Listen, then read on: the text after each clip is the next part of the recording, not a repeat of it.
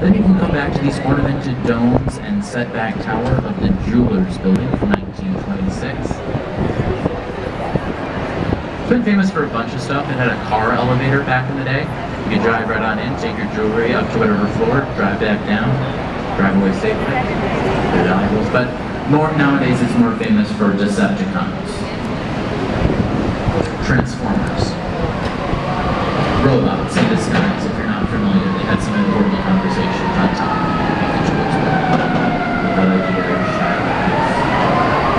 4 buildings, 3 hotels here in front of us, all pushed together, kind of abutting one another, with another tower in the middle. Remember I mentioned it briefly earlier on, but I think it kind of deserves its own moment. It's a unique, slender tower. They recently landmarked and refurbished it, so it's looking like new. Remember that the peak of it matches up with that second setback jump across the way, but the main reason I like to give it its own moment is this. As the Sears Tower, right, remains today, Mather Tower actually too once held the very coveted title, especially here in Chicago, the home of the skyscraper, as the tallest building in the entire city. And it held that record for a week. 7 long days and nights at the top, you know, as opposed to the Sears, just whatever, casually holding that same record nearly 50 years later. Right next to this glass addition to the London Guarantee and Accident Building, that's the one we saw before. Pretty sought after rooftop luxury bar up there. I haven't been personally, but I've seen photos.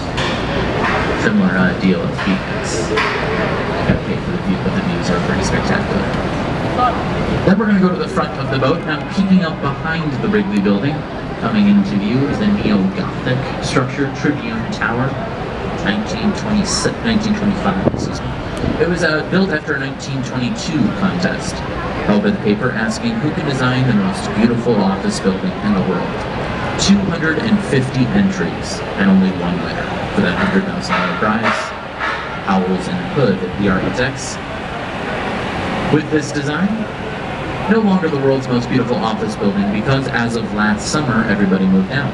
And as we speak, a residential conversion is underway. Pretty unique piece of history you can live in soon enough. For that neo-Gothic design, kind of go to Notre Dame, it's been in the news a lot, right? That same kind of idea, like that Gothic cathedral, kind of a French revivalism. Right in front of it is our brand new Apple store.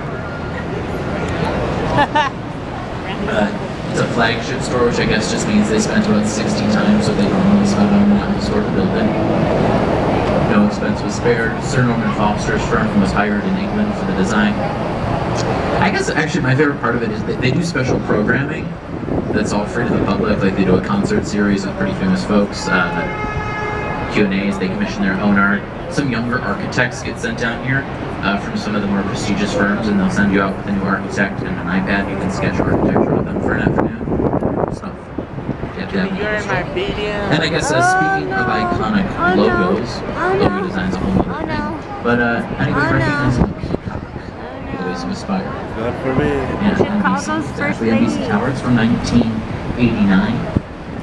Adrian Smith behind this design. Adrian Smith designs the world's tallest buildings today.